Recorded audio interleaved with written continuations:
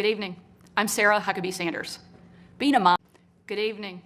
I'm Sarah Huckabee Sanders. Being a mom to 3 young children taught me not to believe every story I hear. So forgive me for not believing much of anything I heard tonight from President Biden. From out-of-control inflation and violent crime to the dangerous border crisis and threat from China, Biden and the Democrats have failed you. They know it, and you know it. And it's time for a change. Tonight, let us reaffirm our commitment to a timeless American idea that government exists not to rule the people, but to serve the people. Democrats want to rule us with more government control, but that's not who we are. America is the greatest country the world has ever known because we're the freest country the world has ever known, with a people who are strong and resilient. 5 months ago, I was diagnosed with thyroid cancer. It was a hard time for our family, particularly our kids, Scarlett, Huck, and George. But we kept our faith and persevered. Thanks to exceptional doctors here in Arkansas, a successful surgery, and the grace of God, I am cancer-free. Through it all, I couldn't help but think about my mom. She was 20 years old and in her first year of marriage when she was diagnosed with spinal cancer. The doctors told her she might not live, and if she did live, they said she'd never walk again. And if she did walk, she'd definitely never have children. The daughter she was told she'd never have was just sworn in as the new governor of Arkansas and is speaking to you tonight. Adversity and fear of the unknown can paralyze us, but faith propels us to charge boldly ahead. We can't stand still in the face of great challenges. You and I were put on this earth for such a time as this, to charge boldly ahead. I'll be the first to admit, President Biden and I don't have a lot in common. I'm for freedom, he's for government control. At 40, I'm the youngest governor in the country. And at 80, he's the oldest president in American history. I'm the first woman to lead my state, and he's the first man to surrender his presidency to a woke mob that can't even tell you what a woman is. In the radical left's America, Washington taxes you and lights your hard-earned money on fire. But you get crushed with high gas prices, empty grocery shelves, and our children are taught to hate one another on account of their race, but not to love one another or our great country. Whether Joe Biden believes this madness or is simply too weak to resist it, his administration has been completely hijacked by the radical left. The dividing line in America is no longer between right or left. The choice is between normal or crazy. It's time for a new generation of Republican leadership. Upon taking office just a few weeks ago, I signed executive orders to ban CRT, racism, and indoctrination in our schools, eliminate the use of derogatory term Latinx in our government, repealed COVID orders, and said never again to authoritarian mandates and shutdowns. Americans want common sense from their leaders, but in Washington, the Biden administration is doubling down on crazy.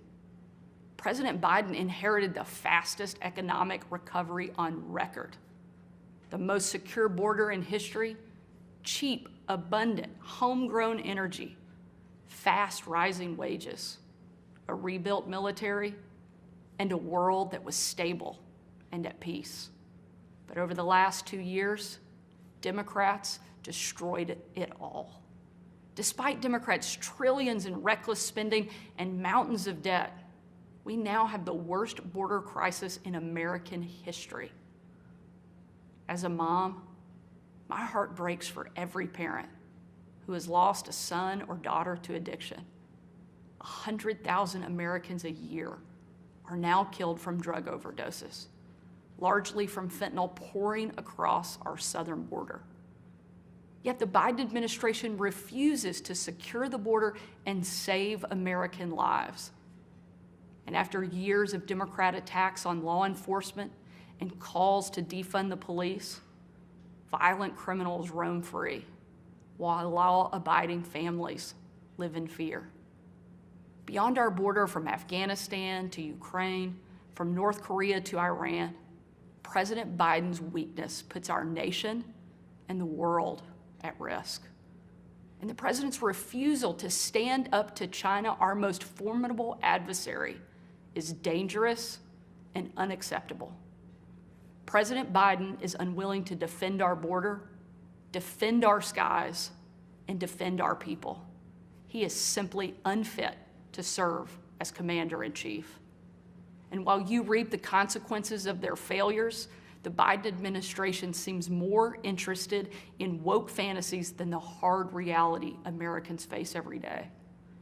Most Americans simply want to live their lives in freedom and peace. But we are under attack in a left-wing culture war we didn't start and never wanted to fight. Every day we are told we must partake in their rituals, salute their flags, and worship their false idols, all while big government colludes with big tech to strip away the most American thing there is, your freedom of speech. That's not normal. It's crazy, and it's wrong. Make no mistake, Republicans will not surrender this fight. We will lead with courage and do what's right, not what's politically correct or convenient. Republicans believe in an America where strong families thrive in safe communities, where jobs are abundant and paychecks are rising, where the freedom our veterans shed their blood to defend is the birthright of every man, woman, and child. These are the principles Republican governors are fighting for, and in Washington, under the leadership of Senate Republicans and Speaker Kevin McCarthy, we will hold the Biden administration accountable. Down the street from where I sit is my alma mater, Little Rock Central High. As a student there, I will never forget watching my dad, Governor Mike Huckabee, and President Bill Clinton hold the doors open to the Little Rock Nine. Doors that 40 years earlier had been closed to them because they were Black. Today, those children once barred from the schoolhouse are now heroes memorialized in bronze at our State House. I'm proud of the progress our country has made, and I believe giving every child access to a quality education, regardless of their race or income, is the civil rights issue of our day. Tomorrow, I will unveil an education package that will be the most far-reaching, bold, conservative education reform in the country.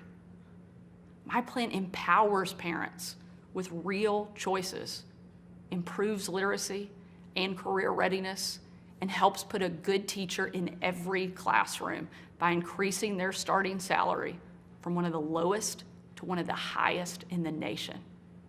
Here in Arkansas and across America, Republicans are working to end the policy of trapping kids in failing schools and sentencing them to a lifetime of poverty.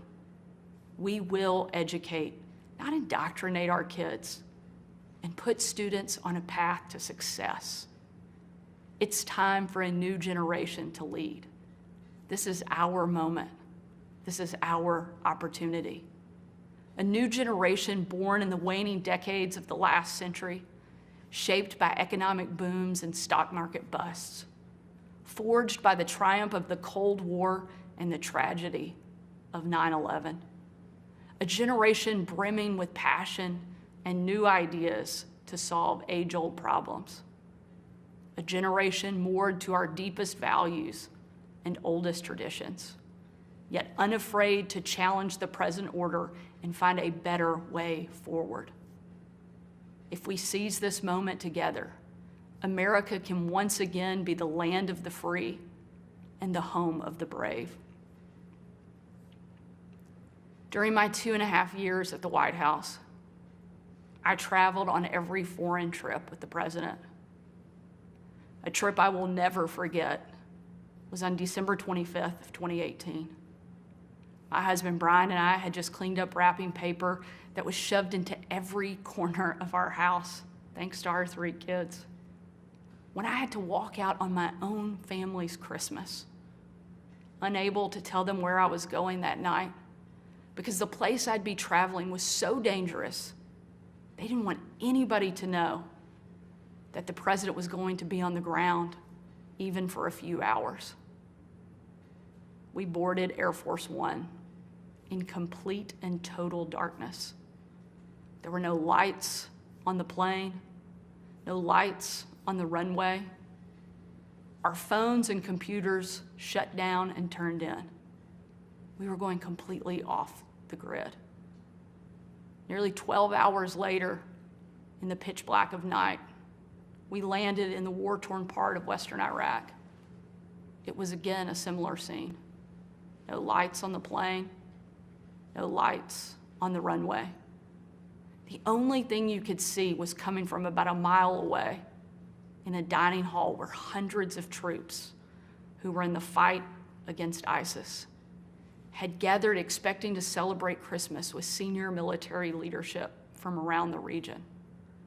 They had absolutely no idea that the president and first lady were about to walk into that room. And when they did, it was a sight and a scene and a sound I hope I never forget. The room erupted. Men and women from every race, religion, and region, every political party, every demographic you can imagine, started chanting in perfect unison over and over and over again, USA, USA, USA. It was an absolutely perfect picture of what makes our country great. One of the young soldiers yelled from the back, "Mr. President, I re-enlisted in the military because of you." And the president said, "And son, I'm here because of you." Shortly after, that young soldier came up to me. He said, "Sarah, you have a tough job." I told him, "What I do is nothing. You take bombs and bullets. That's a tough job." And in a moment that I know I'll cherish for the rest of my life, that soldier reached up and he pulled the Brave Rifles patch he wore on his shoulder, and he placed it into my hand, a sign of ultimate respect. And he said, "Sarah, we are in this together." Overwhelmed with emotion and speechless, I just hugged him with tears in my eyes and a grateful heart for our heroes who keep us free. That young man and everyone who has served before him, all of those who serve alongside him, and the thousands we know who will be called upon to serve after him, deserve to know they have a country and a community back home doing our part in the fight for freedom. America is great because we are free. But today, our freedom is under attack, and the America we love is in danger. President Biden and the Democrats have failed you, and it's time for a change. A new generation of Republican leaders are stepping up, not to be caretakers of the status quo, but to be change makers for the American people. We know not what the future holds, but we know who holds the future in his hands.